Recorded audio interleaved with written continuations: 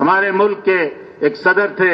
ایوب خان، انہوں نے بلایا تھا، پوچھا تو حاجی صاحب بھاگے بھاگے گئے نظام الدین اور مولانا یوسف صاحب سے پوچھا کہ جی بلایا ہے صدر صاحب نے، اگر انہوں نے ہم سے پوچھا تمہارے اس کام سے مقصد کیا ہے، حضرت نے 2 جملے میں ساری بات کر دی کہ ہمارے اس کام سے مقصد کیا ہے کہ محنت میں حضور صلی اللہ علیہ وسلم کا طریقہ زندہ ہو، اس لیے کہ دینی اعتبار سے دنیا میں محنت کی مختلف شکلیں چل رہی ہیں۔ ہم جو کام کر ہمارے اس کام سے مقصد نہیں، جو حضور والا طریقہ ہے اس طریقہ محنت سے ہم چلیں گے۔ مروجہ کتاب چھاپ دو،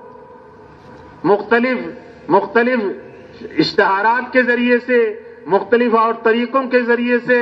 جو مروجہ رواجی طریقے ہیں، مولانا یوسف صاحب کا لکھا ہوا ہے کہ رواجی طریقے کے استعمال سے رواج تو آئے گا، دین نہیں آئے گا، یہ لکھ کر دیا انہوں نے۔ اس لیے فرمایا مولانا یوسف صاحب رحمۃ اللہ نے 2 جملے میں، محنت میں حضور صلی اللہ علیہ وسلم کا طریقہ زندہ ہو جائے، اور زندگی کے جتنے شعبے ہیں پوری دنیا میں چل رہے ہیں، ان تمام شعبوں میں حضور صلی اللہ علیہ وسلم کا طریقہ چالو ہو۔ یہ 2 جملے، محنت میں حضور کا طریقہ زندہ ہو اور زندگی کے جتنے شعبے ہیں ان تمام شعبوں میں حضور صلی اللہ علیہ وسلم کا طریقہ چالو ہو جائے۔ تو جب شعبے کوئی چھوڑ دیا تو پھر طریقہ کیسے چالو کریں گے وہاں؟ اس لیے جو جس شعبے میں ہے گھسا ہوا وہاں حضور کا طریقہ چالو کر دے،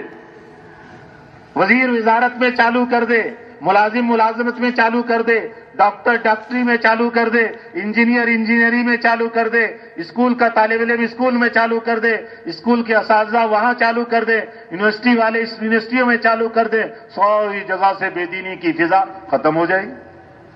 مزدور مزدوری میں چالو کر دے، کھیتی باڑی والا کھیتی باڑی میں چالو کر دے، صدر صاحب ایوان صدر میں چالو کر دیں، جج صاحب سپریم کورٹ ہائی کورٹ میں چالو کر دیں، عدالتوں میں چالو کر دیں، وکیل اپنے باروں میں چالو کر دیں، ہر جو زندگی کے جس شعبے میں ہے وہاں حضور کا طریقہ چالو کر دے، یہ ہے مقصد ہمارا۔ اب اس مقصد کے اعتبار سے بعض اوقات ہنگامی حالات میں تو آدمی سب کچھ چھوڑ دیتا ہے نا۔ گھر میں کوئی قریبی مر جائے، ہنگامی حالت ہوتی ہے، کھانا پینا ہی بھول جاتا ہے، سونا بھول جاتا ہے، میت کے ساتھ رات بھر جاگ رہا ہے، ہنگامی حالت۔ ایسے ہی اس وقت 7 ارب سے زائد انسان یہ سب ایمرجنسی ہنگامی حالات میں بسے ہوئے ہیں، پتہ نہیں کس گناہ کی وجہ سے اللہ کا کون سا عذاب نازل ہو جائے۔ یہ مہنگائی عذاب ہے، یہ قتل و غارت عذاب الہی ہے، یہ ایک دوسرے کو دھوکہ دینا یہ عذاب الہی ہے۔ ہم سمجھ رہے اس نے کیا نہیں، ہماری اعتدالی کی وجہ سے، محنت نہ بنانے کی وجہ سے یہ عذاب کی ساری شکلیں آ رہی ہیں۔ ہم رو رہے ہیں ان کو اور فلاں کو اور فلاں کو اور فلاں کو اور فلاں کو، اس نے مار دیا، اس نے یہ کر دیا، فلاں نے ایسا کہا، فلاں ایسا تھا، فلاں پہ ہی لگے ہوئے۔